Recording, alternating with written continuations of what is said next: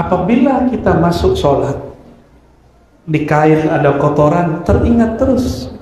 Jika di kolbu ada ingatan duniawi, nyantol nama makhluk di kolbu, masuk takbir, nama selain Allah belum dibuang, inilah yang mengganggu orang sampai akhir sholat. Jadi kalau ingin bertanya, cara cepat khusyuk gimana? Cara cuma satu, taubat qalbiyah. Taubat qalb. Taubatkan kolbumu, karena yang dipandang Allah kolbu. Yang Allah pandang kolbu, berarti yang diterima apa? Kolbu. Allah tidak terima zahirnya. Maka mohon maaf, mau celana jingkrang ataupun pakai sarung, atau sarungnya pun dijingkrangkan, pakai serban, pakai gamis, pakai jubah, mohon maaf, jika kolbunya tidak merasa hina di hadapan Allah, jika di kolbunya masih ada nama-nama. Berapa kali Allah menyebut kata kolbu di Quran? Nah, terpikir nggak?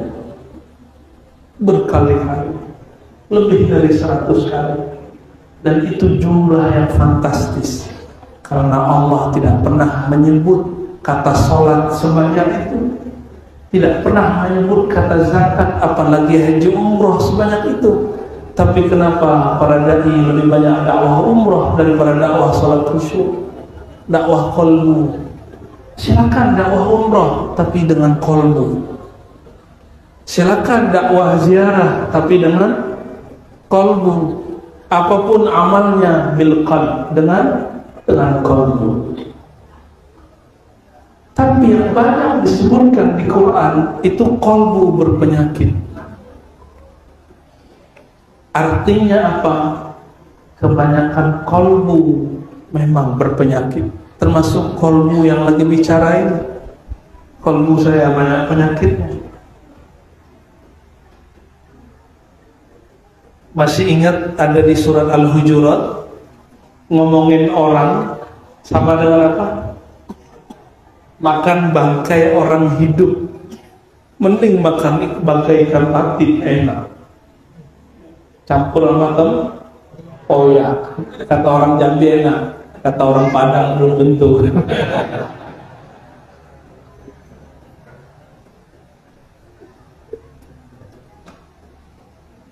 Bapak Ibu yang bukan Allah, kalau membicarakan orang sama dengan makan bangkai, bau nggak? Bau, jijiknya. Kalau antum menyimpan kebencian di sini, kalau dikeluarin itu sama dengan najis dibuang. Kok nyaman hidup ada najis di dalam badan? Saya mau tanya, kalau berangkat sholat, tiba-tiba ketika di jalan terkena najis di sarung, nyaman nggak? Kalau dibawa dipaksakan sholat, kepikiran nggak? Kita kepikiran. Dari awal takbir sampai assalamualaikum yang teringat bagian najis. Sudah mulai paham? Kalau masuk ke dalam masjid, masuk ke Baitullah, masuk ke dalam sholat, di kolbu ada satu noda saja. Antum biarkan kebencian kepada makhluk, berburuk sangka kepada makhluk, iri dengki kepada makhluk, merasa lebih alim, lebih suci dari seorang makhluk. Itu orang sholat, di badannya ada bau bangkai yang luar biasa, maka ruhnya gelisah. Ketika sholat dia ingin segera cepat, ingin buru-buru. Disitulah sejarahnya, sejarah rohani secara kronologis, kenapa orang tidak tumanina, tidak bisa tenang. Kenapa? Ruhnya gelisah. Mandi pakai air apa? Comberan, kayak gitu. Bersih gak? Nyaman gak? Tambah kotor. Lam yazdad minallahi illa bu'da. Yang bertambah tambah jauh. Dia sholat, habis sholat dia merasa, gua udah sholat, suci dah. udah soleh. Maka hati-hati berhijrah, hati-hati berguru. Al-Islam nanti berguru itu adalah kunci benar beragama. Kalau salah berguru nanti salah cara beragamanya. Banyak kawan kita dulu teman ngopi, teman sarapan, ya sekarang nggak mau lagi ngopi. Kenapa? Cuma karena beda sarung sama celana jingkrang. Ya. Ini fakta Pak. Ini pengalaman saya maksudnya. Atau kalau antum di sini, loh kok ada orang bertambah ilmu agamanya, bertambah permusuhannya ke sesama mukmin? Aneh nggak? Terus gimana dengan ayat innamal mu'minuna ikhwah? Sesungguhnya orang beriman itu bersaudara. Iman di mana? Taruhnya di pakaian atau di kolbu? Apa di jenggot? Berarti yang jenggotnya paling banyak, iman yang paling berat. Oh, itu dikit. Tapi kebanyakan orang Jambi yang berjenggot. Cowok gak sih? Pakai jenggot lah Pak, dikit. Gak usah malu, gak usah dengerin ibu-ibu. Ibu-ibu ini kan risih, dia belum tahu kalau cowok berjenggot itu gagah. Maaf ibu ya.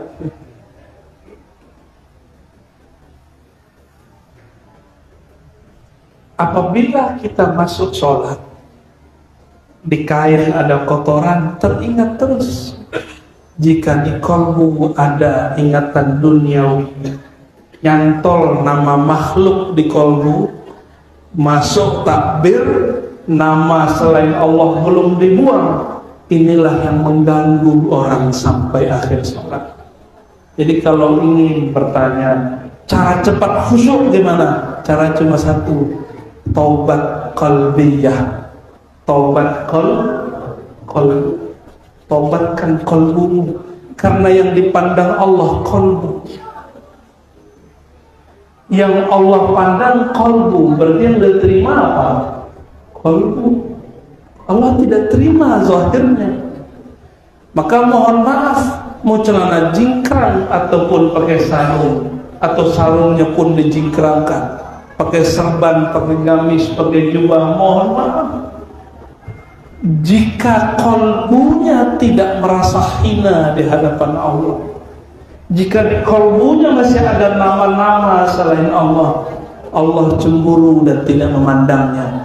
Pernah lihat, mohon maaf nih bapak-bapak, istri kita kalau cemburu gimana? Wajahnya dibuang nggak? Gitu. Ya, benar Bu ya? Sama Allah, jika sudah melihat ada nama selain namanya di dalam kolbu, dia akan berpaling. Dia akan berpaling. Kapan Allah mulai melirik? Jika di kolbu mulai menyebut namanya. Inilah makna ayat fazkuruni azkurkum. Sebut aku, pelan-pelan sebut namaku. Siapa namaku? Yang nurin Quran siapa namanya? Yang nurin Quran siapa namanya? Tuhan kita siapa namanya? Allah. Sebut namaku, aku akan sebut namamu. Itu terjemahan. Tapi kalau tafsir lain, duluan mana yang menyebut? Makhluk apa khalik? Khalik apa makhluk? Duluan kita Pak Allah. Maka ciri-ciri kita disebut oleh Allah dengan kekodimannya, karena dia huwal awwal wal akhir, dia yang maha awal. Ciri-ciri kita disebutnya, lisan ini mudah menyebutnya, qalbu wajilat qulubuhum, qalbu bergetar ketika memasukkan namanya. Pernah jatuh cinta? Jangan sama cowok, pernah disebut nama dia, pernah berdesil nggak? Dulu, sekarang udah enggak. Kalau iya mati kata orang Padang mati toga. Oh, bukan, lebih dari mati. Kalau tiap hari kita berdesir, bisa jantungan, mati kita.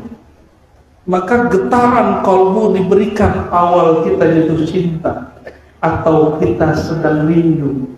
Makanya kalau malam takbiran jauh dari kampung, nangis kan? Saya kira si bapak di samping saya nangis karena rindu kepada Allah dan Rasulullah. Saya tanya, yang tenang bapak. Si bapak, saya ingat kampung saya. Ya saya kirain dia ingat kepada Allah, ternyata ingat kampungnya. Tapi tidak salah, karena dia hanya diajarkan hari raya itu pulang kampung, padahal hari raya itu pulangnya ruh kepada Allah. Makanya orang takbir, coba kalau kita takbir nyembelih, berarti menyembelih itu hari raya ruh yang ada di hewan itu. Dia senang sekali kalau yang menyembelihnya nyebut nama Allah, Bismillahi Allahu Akbar. Ruhnya senang dan ridha dan mengatakan, aku berpulang kepada yang mempunyai ruh. Makanya itu hewan-hewan ternak yang disembelih dengan nama Allah girang, Pak. Kita baca nama Allah yang kita baca saat hari raya, itulah hari rayanya semua hewan. Jika dia disembelih dengan nama Allah. Kajian bid'ah baru dengar. Ya, coba kalau baca takbir itu ngapain? Allahu Akbar, Allahu Akbar. Kita lagi semangat, lagi berhari raya. Bapak Ibu saudara-saudariku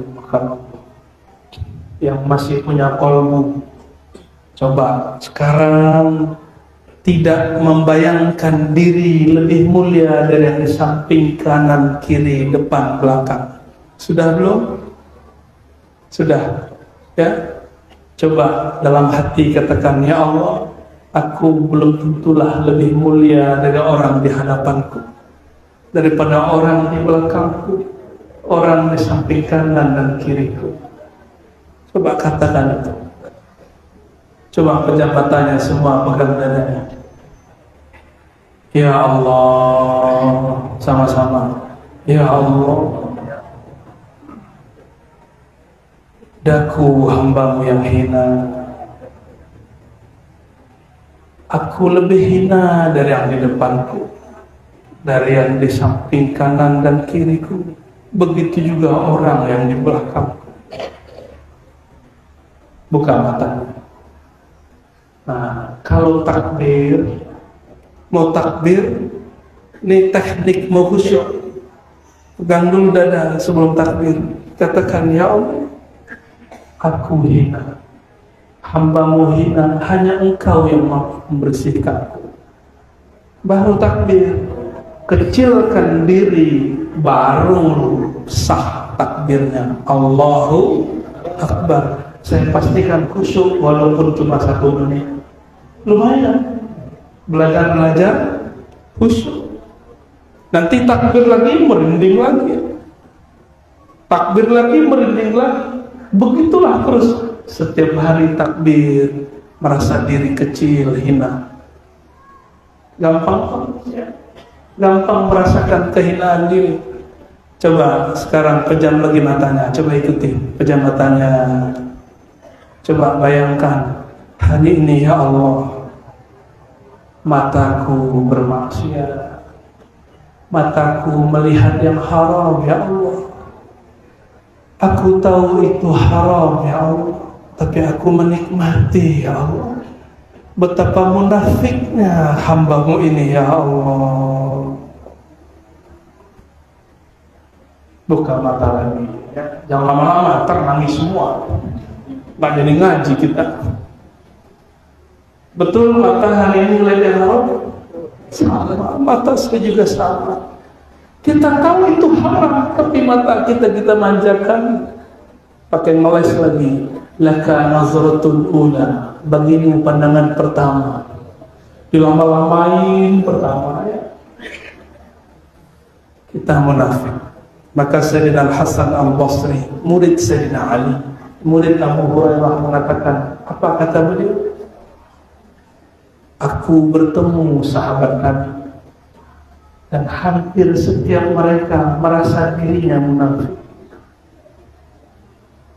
Loh, kok ada orang hari ini baru hijrah, baru ngaji, merasa dirinya lebih benar dari Ustaz Kiai yang sudah belasan bahkan puluhan tahun Nabi itu. Anehnya, kok sudah mulai berani membid'ahkan guru yang dulu mengajarkan dia. Aneh, kok sudah mulai berani mencari-cari kesalahan gurunya, dia lupa kesalahan dirinya. Itu aneh. Ini Sayyidina Hasan Al-Basri. Maka beliau ketika dibacakan surat Al-Hadid, alam yakni lilladzina amanu an takhsha'a qulubuhum li dzikrillah.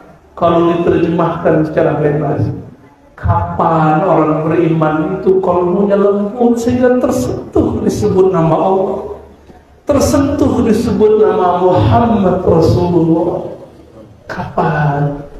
Sayyidina Hasan Al-Basri mendengarkan bacaan ayat itu, dia langsung pingsan, berjam-jam baru bangun. Di satu riwayat disebutkan 2 hari dia baru bangun, pingsan. Ada orang begitu. Betapa kerasnya hati saya, hati kita semua. Dari tadi kita sebut nama Allah, kok enggak bergetar ya? Mungkin karena di mata masih penyimpan maksiat yang belum ditobatkan. Oleh karena itu tobat mesti setiap saat, bukan lagi setiap hari, setiap saat. Bukan nanti, loh Buya berarti taubat sambalado, bukan. Namanya taubat tawabin. Apa arti taubat tawabin? Taubat orang yang mengulang-ulang tobatnya. Jangan tunggu nanti mau mati. Ada yang tahu matinya kapan? Mungkin nanti ada yang pulang, Allah cabut nyawanya di jalan, tiba-tiba tabrakan. Ada yang nggak nabrak, tapi dia nabrak pohon. Kawan saya salam-salaman, dia bilang saya pamit ya, maaf kalau jarang ketemu. Ternyata itu pamit terakhir. Malam-malam jam 3, mau menjelang jam 4 sebelum subuh, dia pakai motor pulang ke daerah Tangerang. Tiba-tiba dia nabrak siapa-siapa, tapi dia nabrak pohon, kepalanya retak pecah, pendarahan, Allah jemput. Tapi kami saksi semua dia orang baik. Meninggalnya di saat dia merindukan Allah dan Rasulnya. Ternyata dia kalau di motor nyebut nama Allah, Allah, Allah. Kita lagi sholat pun gak ingat Allah. Benar. Gimana lagi makan? Gimana lagi jalan-jalan? Gimana lagi kawin? Rasulullah SAW ingat Allah fi kulli ahyan. Begitu kata Sayyidatuna Aisyah. Hadis Imam Muslim, hadis sahih, hadis Bukhari bahkan ada lafaznya bahwasanya Rasulullah mengatakan, masalul ladzi yadhkur rabbahu wal ladzi la yadhkur rabbahu kamasil hayy wal mayyit. Nabi itu ingat Allah setiap saat, maka ruhnya hidup, kalbunya hidup. Karena beliau mengatakan orang yang ingat Allah itu hidup, orang yang lalai kepada Allah itu bangkai. Betapa banyaknya orang hari ini bangkai berjalan. Bangkai berjalan lagi. Wajar kalau kesambar setan. Wajar jika wajah sudah mulai berubah. Saudara-saudariku yang melakukan Allah, maka kita datang setiap hari kepada Allah. Satu makom aja diulang-ulang. makom taubat. Mau ngamalin? Mau ngamalin? Nah, tidak pakai hitungan lagi. Cukup katakan, mata dipejam, dada kita pegang. Astaghfirullah. Ikuti. Astaghfirullah. Ya Allah, ampuni dosa mataku, mata yang memandang kepada yang haram tapi menikmatinya. Ya Allah, ampuni pendengaran telingaku yang masih mendengarkan berita-berita gosip, mendengarkan aib-aib orang lain, dan juga sangat menikmati. Ya Allah, astaghfirullah. Ampuni lisanku ya Allah. Kadang aku menyakiti saudara sendiri, kawan sendiri, tapi kami tidak merasa ya Allah. Astaghfirullah. Turun ke tangan ya Allah. Tangan kami pernah memegang yang haram, mengambil yang haram. Kaki kami ya Allah pernah melangkah kepada yang haram. Perut kami ya Allah pernah dimasuki makanan yang haram. Kemaluan kami ya Allah pernah menikmati terangsang kepada hal yang Engkau tidak ridhai.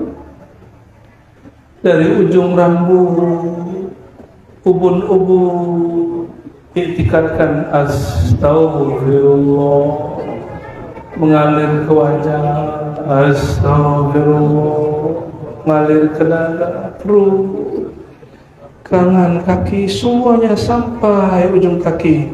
Mandikan diri dengan nama Allah. Astaghfirullah,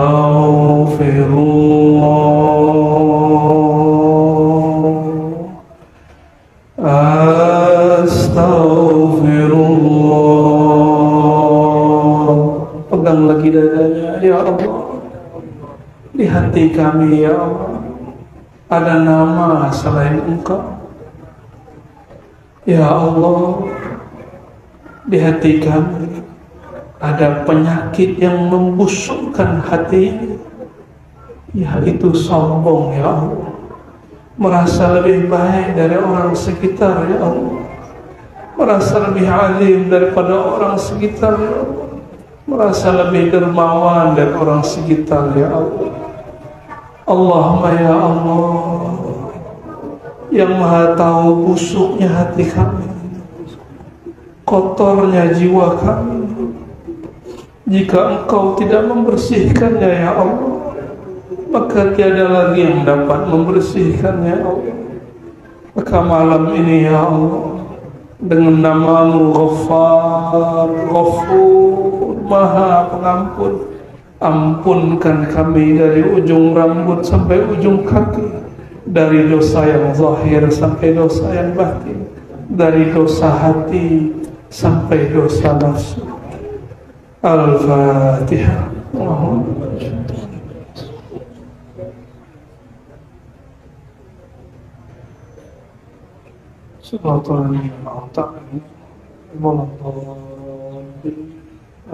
Amin.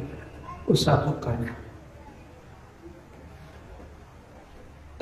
ketika ada malaikat Munkar Nakir dikubur di dunia, di bumi ada malaikat Raqib Atid berpasangan.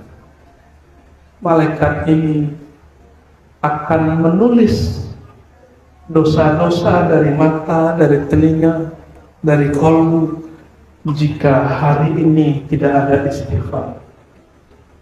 Maka berdasarkan hadis ini, saya saksinya dengan hadis Nabi yang sahih itu, dosa kita yang tadi siang insya Allah Allah ampun. Alhamdulillah. Mungkin masih ada yang meraba-raba, kok saya nggak tersentuh, teman saya tersentuh, Kok teman saya nangis, saya tidak nangis? Tangisilah itu. Ya Allah, temanku nangis. Apa masalah hatiku sehingga aku tidak bisa tersentuh? Tangisi itu Pak, pulang tangisi. Kawan kita merinding, kita nggak merinding. Tangisi itu. Apa masalah hati kita? Apa masalah kolbu ini? Jangan-jangan kolbu ini sudah dikuasai selain Allah. Karena syaitan mengalir di semua pembuluh darah, dia bisa mengepung jantung. Harapan kita cuma satu, getarkan nama Allah di kolbu, maka semua syaitan akan kesetrum, dia akan keluar. Di dalam hadis yang sahih disebutkan, jika ada orang azan, maka syaitan lari dan dia kentut seperti orang masuk angin, dan kentutnya besar, kadang lebih besar dari toa. Yang dengar cuma ahli kasyaf yang kalbunya dibukakan. Tapi untunglah kita nggak diperdengarkan. Coba Bapak ini setiap kali azan dengar kentut setan, dengar kentut kawannya kita jijik, apalagi kentut setan. Akhirnya dia cari tempat buang air kecil, yang tempatnya tertutup dan jauh. Disitulah mereka bersembunyi. Maka kalau masuk ke kamar mandi harus baca doa. Kalau berwudu mesti di kolbunya menyebut nama Allah. Kalau nggak wudunya ditemani seorang syaitan namanya walhan. Inilah yang membuat orang bolak-balik wudu bisa setengah jam. Ya, itu akibat masuk ke tempat wudu tidak baca doa, dan lagi wudu tidak menyebut nama Allah dalam kolbu. Bahaya Pak. Coba saya tanya, kalau ada perintah di Quran wajib atau bukan? Di Quran dibedakan zikir pagi sore dengan zikir secara umum. Dalam surat Ahzab dikatakan, ya ayyuhallazina amanu dzkurullaha dzikran katsiran wasabbihuhu bukratan wa asila. Wahai orang yang beriman, sebutlah nama Allah sebanyak-banyaknya. Berarti wajib. Nabi tidak mau membebani sahabat, maka diajar mulai dari 10, 25, 33, 70, 100. Sayyidatuna Sofiyah 4000. Nabi ajar. Lalu Nabi ajarkan zikir tanpa batas. Tapi ada yang gagal paham, dikira zikir tidak boleh ngitung. Itu gagal paham, nggak ngerti hadis Nabi Muhammad SAW. Nabi nyebut tiga-tiga ngitung nggak? Subhanallah, subhanallah, subhanallah, subhanallah. Hitung nggak? Kata si Ustaz, nggak boleh hitung-hitung zikir. Terus gimana hadis Nabi ngitung-ngitung zikir? Maka saya tanya, kalau Nabi zikir tiga-tiga, kita kelebihan satu, bid'ah nggak? Karena kalau bid'ah finnar.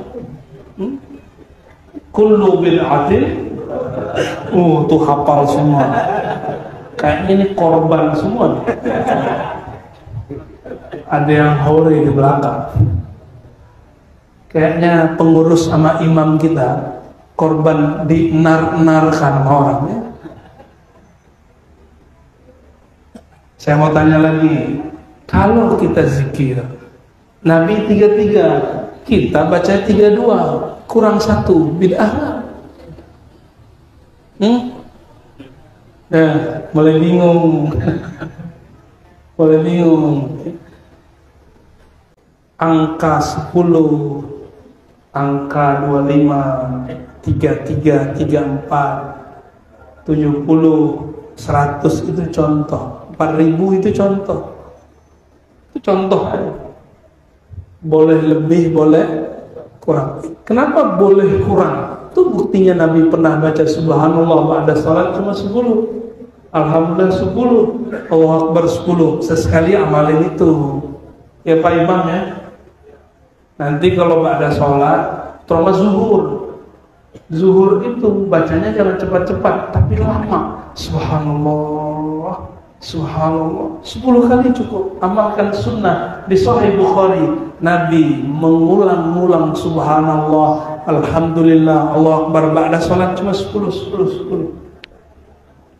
Sesekali kalau waktu agak luang 25, ditambah tahlil la ilaha illallah 25. Hadis riwayat Imam Nasai dan hadisnya sahih. Tuh ada Pak dalam hadis tahlil subhanallah, subhanallah, subhanallah 25. Alhamdulillah, alhamdulillah 25. Allahu Akbar, Allahu Akbar 25. La ilaha illallah 25. Kalau 4 ini 25 jadi berapa? 100. Boleh lebih? Masuk neraka lah. Nabi cuma kasih contoh. Seandainya lebih 1 atau lebih 1000 itu bid'ah, maka Sayyidatuna Safiyah ahli bid'ah. Abu Hurairah itu kalau zikir tiap malam 12.000. Ayo, ada yang bisa zikir 12.000 tiap malam? Ada ya? Ada. Benar. Sekarang masih ada ilmunya. Itulah ilmu yang diturunkan kepada tarekat sufi. Kita taunya tarekat gila, ya. Nggak begitu cara memahami, nggak ngerti, uskut diam. Ada kok dalilnya itu. Maka menghitung zikir itu bagian dari sunnah. Sunnah ini yang melakukan orang-orang thariqah. Kalau kita nggak sanggup melakukan, jangan bilang masuk thariqah gila. Cuma karena ada mantan dukun atau mantan orang kebatinan belajar tarekat gila. Kawan saya S2 gila Pak.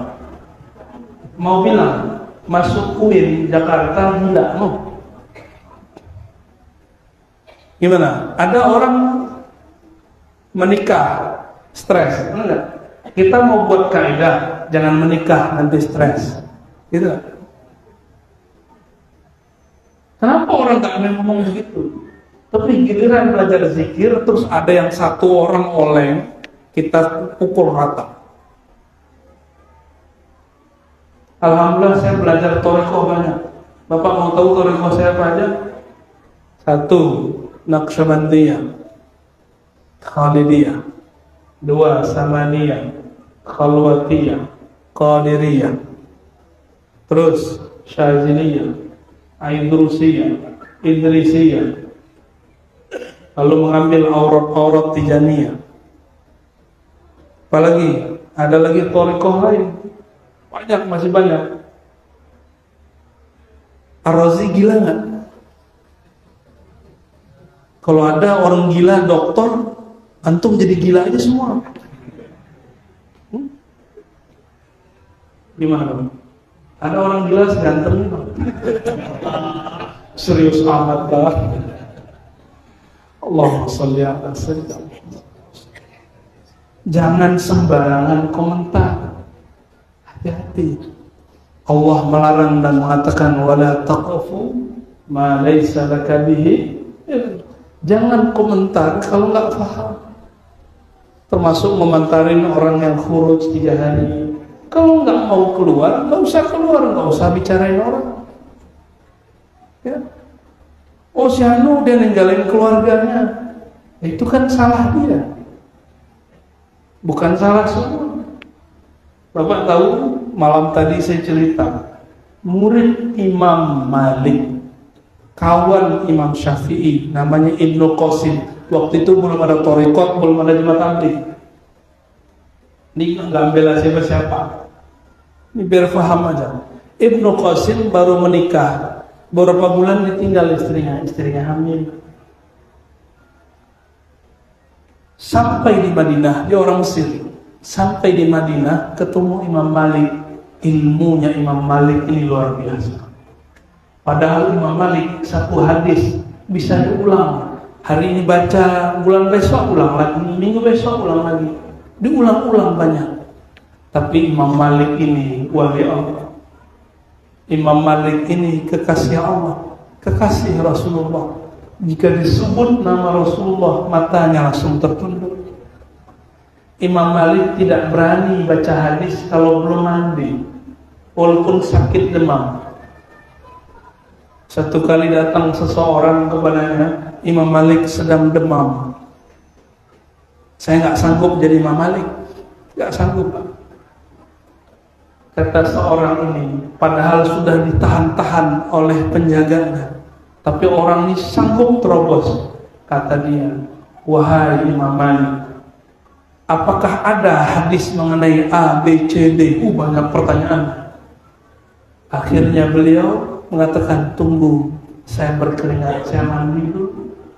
Mulai mandi, dia pakai baju yang bagus, seperti beliau hendak bertemu seorang pejabat. Selesai, dibacakan hadis. Lalu orang itu minta ijazah. Apa kata beliau? Sungguh hebat kalian. Malik belajar begini 40 tahun, kamu cuma belajar berapa menit. Minta ijazah. Beberapa hari minta ijazah, tapi dikasih juga. Imam Malik, kenapa ditanya oleh orang, kenapa wahai Imam Malik? Karena aku sedang ingin menyebut nama kekasih kamu. Dan beliau di masjid. Di situ ada baginda Rasulullah SAW. Ternyata Imam Malik setiap malam mimpi bertemu Rasulullah SAW. Kenapa? Amalnya cuma 2. Kalau masuk kota Madinah, turun kendaraan.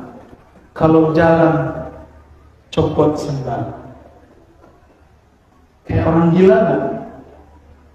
Tapi di zaman itu tidak ada yang berani mengatakan Malik orang gila. Semuanya tersipu malu melihat Imam Malik jalan kaki nyeker masuk ke masjid. Gimana kita, Pak? Itu Rasulullah sudah wafat. Gimana kalau Rasulullah masih hidup? Adabnya kepada baginda Rasul SAW. Sekarang askar-askar betul-betul gak sopan.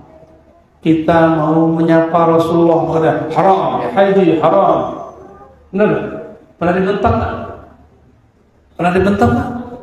Ya haji, haram. Emang yang gak bisa bahasa Arab. Kita juga bisa ngomong bahasa Arab kok ya.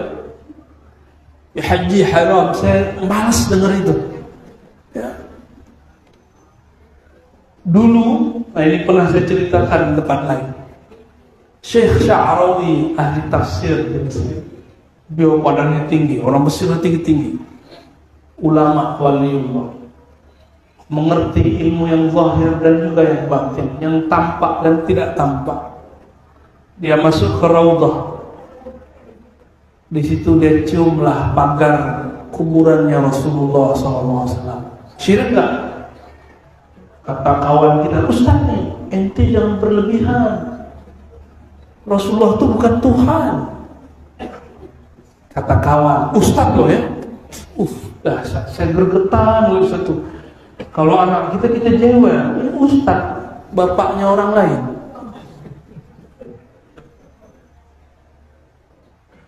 Akhirnya Syekh Sya'rawi ambil lehernya orang Arab. Arab itu kan gak terlalu gede, Arab Saudi. Ambil jidatnya, dicium. Kaget dia. Karena Syekh Sya'rawi gede. Kaget dia. Syekh Sya'rawi nanya, askar, aku cium kau barusan. Apakah ini syirik? Bingung dia. Nggak bisa jawab. Cium istri syirik? Mana kaedahnya mencium itu syirik? Kata si Ustadz sekarang, cium mushaf syirik. Nabi tidak pernah buat. Apa lagi ini ajaran? Ya, ada Ustadz begitu? Jadi yang sebelum tidur nyium-nyium foto orang, ngomong ente musyrik semua. Gimana? Itu nggak perlu dalil, Pak. Nggak perlu dalil sama orang begitu. Jadi kita sama orang begitu cukup pakai amal, pakai kecerdasan, kearifan. Bis itu askarnya diam, dicium sama Allah. Mungkin dia tobat setelah itu. Mungkin dia tobat setelah itu. Satu kali Sayyidina Muawiyah ingin lawan politik Sayyidina Ali. Ini sahabat-sahabat ini bertengkar juga masalah politik. Maka jangan heran kiai sama kiai tengkar masalah politik, biasa aja. Jangan kemudian membela kiai yang sama pilihan sama kita, biasa aja. Kan guru kita semua. Sayyidina Muawiyah melihat ada orang ditegur karena menyentuh bagian yang bukan Hajar Aswad. Cium-cium di peluk-peluk itu bagian bata itu. Tapi itu bukan Hajar Aswad. Kata orang, syirik, bid'ah. Dalam hadis yang sahih Muslim, saya ingat Sayyidina Muawiyah mengatakan, tidak ada satu jengkal pun, satu mili pun di Ka'bah ini yang tidak berkah. Semua diberkahi. Kenapa? Karena di situ Rasulullah dulu pernah bertawaf. Dalam satu riwayat yang ada yang memperdebatkan riwayat ini, tapi saya percaya riwayat ini. Sayyidina Bilal mimpi bertemu Rasulullah SAW. Apa kata baginda Rasulullah? Ya Bilal, lam narak. Kami lama tidak melihatmu. Di mana Sayyidina Bilal tinggal? Setelah Nabi wafat, Abu Bakar wafat, dia minta izin jihad ke Syam. Setelah sekian tahun, Rasulullah mengunjunginya. Kata Rasulullah dalam mimpinya, wahai Bilal, kenapa engkau tidak pernah muncul? Ini perintah. Bilal, ziarahlah ke kuburanku. Wali-wali Allah gitu Pak. Kalau ke sono ada isyarat dulu. Kalau kita mau berangkat tuh pakai syahwat, pakai nafsu. Apalagi mau dekat-dekat pembelian ini ya, biar dipanggil Pak Haji, Pak Umroh. Sayyidina Bilal datang ke sana. Baru sampai di Madinah dia terperangah, dia lihat, dia kenang semua tempat yang diinjak Rasulullah. Sampai di Madinah dia ambil pasir yang dulu dia ingat Rasulullah pernah menginjak pasir itu. Kayak ambil begini-begini. Dia merindukan Rasulullah SAW. Begitulah orang rindu. Al-hubbu yu'mi wa yusim. Rindu itu kadang bikin orang setengah gila. Tapi itu bukan gila. Makanya ada kitab judulnya Laila Majnun. Laila Majnun. Kegilaan orang jatuh cinta. Benar? Ya, jauh dikejar. Benar? Betul ya? Dulu zaman-zaman yayangnya dulu kena hujan, ya dijemput pakai payung kan? Coba teman kita, bro, ini lagi kehujanan nih, jemput dong. Ente pulang aja sendiri. Giliran udah cintrong, tunggu deh ya. Gitu kita kalau cinta, emang gila. Kalau cinta itu gila. Apapun yang dilakukan di luar batas manusia normal. Sayyidina Bilal itu Bilal nama pasirnya dia ingat. Lain dengan Sayyidina Abdullah bin Umar anak dari Umar. Sayyidina Abdullah, kenapa sahabat tidak perlu maulid? Karena sahabat cukup mengenang Nabi, lalu mengunjungi tempat Nabi dulu pernah duduk berdiri jalan. Itulah maulidnya mereka. Sayyidina Abdullah bin Umar setiap hari kerjaannya, kalau nggak ngajar dagang ngapain dia? Dia mencari tempat yang Rasulullah dulu jalan di situ. Itu kerjaannya. Itulah cara beliau bermaulid. Kawan saya rindu sama gurunya. Di surau nggak ada orang, maka dia ambil tasbih dan nggak bilang siapa-siapa. Hukumnya apa? Halal apa haram? Ada tasbih di surau, punya guru sudah meninggal. Kawan nih baru pulang kampung rindu, dia lihat ada tasbih gurunya, dia menangis. Dia lihat kiri kanan nggak ada orang, dia bawa pulang, dia ganti tasbih yang baru. Gimana? Halal? Secara hukum fikih sih nggak halal, tapi secara bab cinta entah, saya nggak bisa tahu. Orang cinta kadang adabnya tiada, maka saya maklumi. Ini tangan saya luka-luka. Para Ar-Razi bukan orang suci, luka-luka karena ditarik, tangannya kayak durian. Tapi saya maklumi, maka kau maklumi juga yang jaga. Jangan marah-marah sama mereka. Mereka juga lagi cinta. Tiba-tiba berani. Itu mereka biasanya nggak berani melayang lamaran, tapi karena cinta pun jadi berani. Tapi ingat, antum itu begitu kepada guru bukan karena si guru, tapi karena dalam diri guru ada warisan sang maha guru Rasulullah SAW. Maka jangan gagal memandang guru. Guru itu bukanlah sang maha guru. Guru itu cuma pewaris. Pewaris tidak pernah sempurna. Yang sempurna hanya Rasulullah SAW. Rasulullah sempurna. Apakah beliau merasa sempurna? Beliau nggak pernah merasa sempurna. Bagian terakhir, jam 9 ya. Nabi Muhammad SAW. Satu kali kata Sayyidatuna Aisyah, aku sedang menjahit bajuku. Bayangkan, istri Rasulnya Allah tidak gengsi menjahit baju, nggak nuntut macam-macam. Dulu pernah nuntut, maka Nabi tinggal semua istrinya sebulan.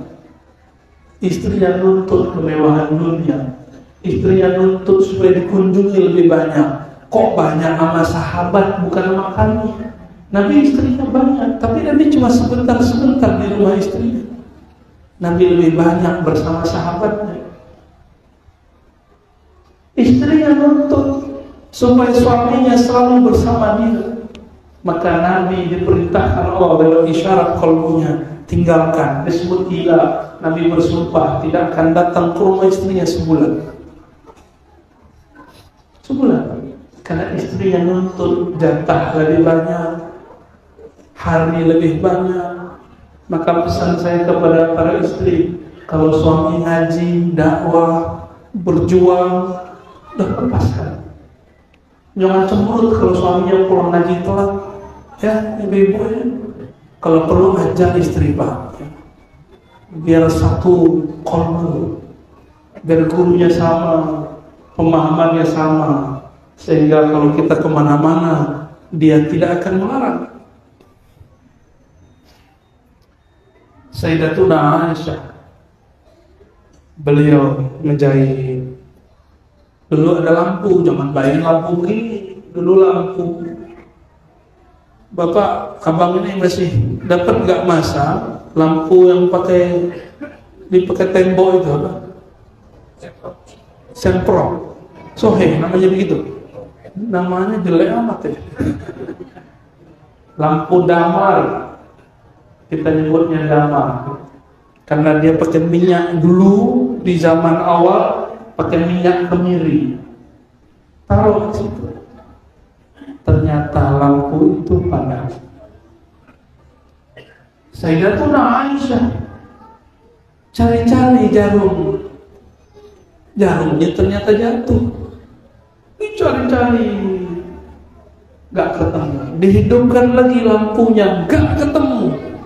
Mati lagi lampunya. Tiba-tiba Rasulullah ketuk pintu. Assalamualaikum. Assalamualaikum ya Humairah. Salam atasmu wahai kekasihku yang berpipi merah cantik, merah delima. Pernah muji istrinya? Mujilah istri. Jangan ngomong di rumah gitu-gitu aja. puji istri kita, ya. Rasulullah puji istrinya.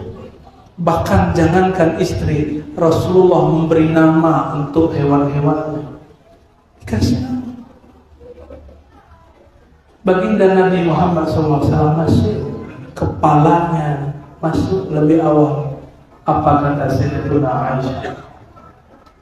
Dari wajahnya terbitlah cahaya sehingga aku melihat di mana jarum itu jatuh.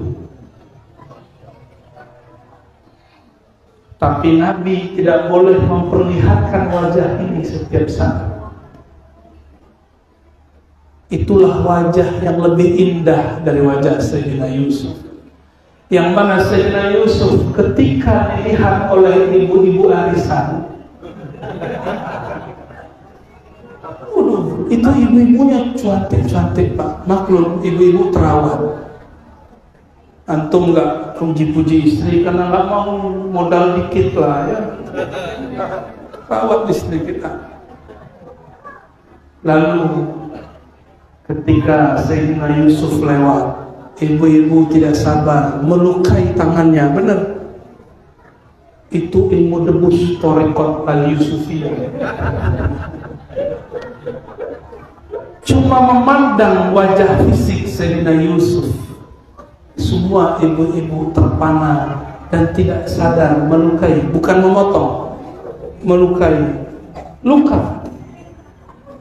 Dan mereka tidak merasakan sakit sama sekali. Coba bayangkan jika ada orang meninggal, ruhannya Rasulullah menemaninya, apakah dia merasakan sakit? Coba bayangkan sahabat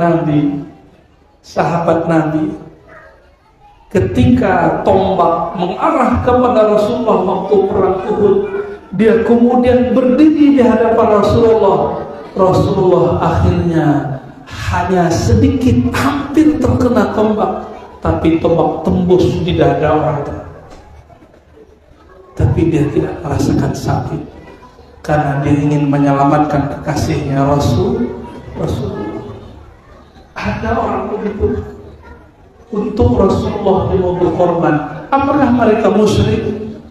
Enggak, mereka tidak musyrik. Itulah cinta. Apa kata mantan budak Rasulullah yang dimerdekakan? Nabi kalau beli budak dimerdekakan. Namanya Sauban ini budak, orang hina, lalu diangkat jadi orang mulia di sisi Rasulullah. Lalu setara dengan sahabat yang lain, bekerja seperti biasa.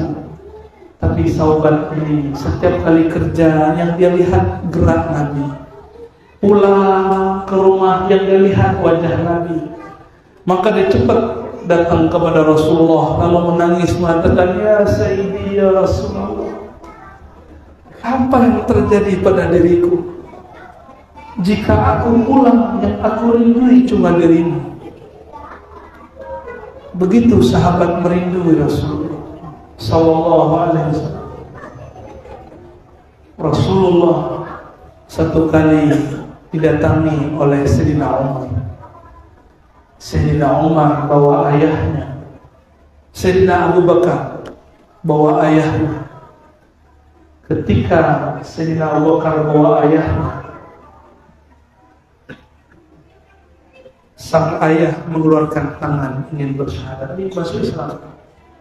Lalu Rasulullah mengeluarkan tangannya juga, menerima baiat syahadat daripada ayahandanya. Di situ Abu Bakar yang selama ini nggak berani memandang wajah dan tangan Nabi, melihat tangan Nabi keluar, dia lihat bercahaya dan dia menangis. Dan dia Abu Bakar nggak sanggup lihat wajah Nabi. Saya bukan Nabi, lihat aja. Rasulullah wajahnya tidak sanggup dilihat oleh para sahabat, kecuali seorang sahabat yang belum kenal itu Rasulullah, seorang perempuan yang mempunyai domba. Ketika Nabi berhijrah dari Mekah ke Madinah, Nabi mengatakan, wahai ibu-ibu, izinkan saya ngambil domba yang kurus kering. Si ibu-ibu izinkan, lalu Nabi pijit-pijit itu domba, Nabi sholawatin, doain, lalu dikeluarkan susunya, keluar susunya, mustahil secara akal. Akhir si ibu ini lihat, siapa ini orang, dari ujung kepala sampai ujung kaki dia lihat. Sedangkan Abu Bakar nggak berani, Abu Bakar begini terus. Abu Bakar merasa nggak pantas memandang Nabi Muhammad SAW. Akhirnya meninggal Rasulullah yang mampu bercerita wajah Nabi si ibu itu. Inilah hikmah. Inilah hikmah. Jadi orang agak dablek, tau dablek. Ya, ada hikmah itu. Maka kita nggak boleh juga suuzon sama orang yang memang kadang-kadang adabnya kurang pas. Mungkin dia orang Badui. Orang Badui datang, itu dilangkai semua. Sampai sini. Aina Muhammad.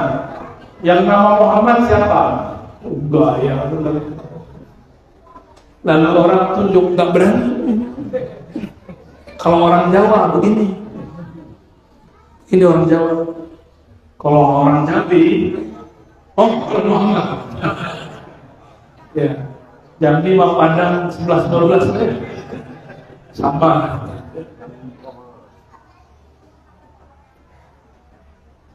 Walhasil Nabi kemudian senyum. Kata dia, Muhammad. Masya Allah, manggil Muhammad. Jadi yang manggil Muhammad itu mungkin lagi kerasukan Badui. Apa kata dia? Allahumma arhamni wa Muhammadan. Ya Allah, cukup sayangnya aku dan Muhammad, dan jangan sayangi semuanya selain kami berdua. Nabi marah enggak? Enggak. Nabi cuma bilang, jangan begitu bro. Rahmat Allah tidak sempit. Hal dhayyaqta rahmatullah? Apakah engkau menyempitkan rahmat Allah? Nabi pelan-pelan, tapi Nabi senyum, Pak. Nabi kalau senyum, semua sahabat langsung senyum. Tapi Nabi senyum tidak pernah tertawa. Kalau Ar-Razi ketawa juga, tawanya bunyi, karena Ar-Razi bukan Nabi Muhammad SAW. Saudara saya dimuliakan Allah, sudah 9 lewat seperempat, menceritakan Nabi seumur hidup pun tidak akan selesai. Tidak akan selesai. Semakin diceritakan tambah rindu. Semakin, ini saya baru cerita Pak, gimana antum mimpi ketemu Rasulullah. Ini baru saya cerita gimana Rasulullah di hadapan sahabat Rasul. Maka kita cukup sesali diri, apa gerangan kolbu ini kok tidak tersentuh di nama Nabi, kok belum pernah mimpi ketemu Rasulullah SAW. Banyak-banyaklah sholawat. Saya tutup dengan ayat Innallaha wa malaikatahu yusholluna 'alan nabi. Jika Allah dan para malaikatnya sholawat, ya ayyuhalladzina amanu shallu 'alaihi wasallimu taslima. Maka wahai orang-orang yang beriman, malulah kepada Allah, malulah kepada malaikat Allah, bersalawatlah kepada baginda Rasulullah SAW.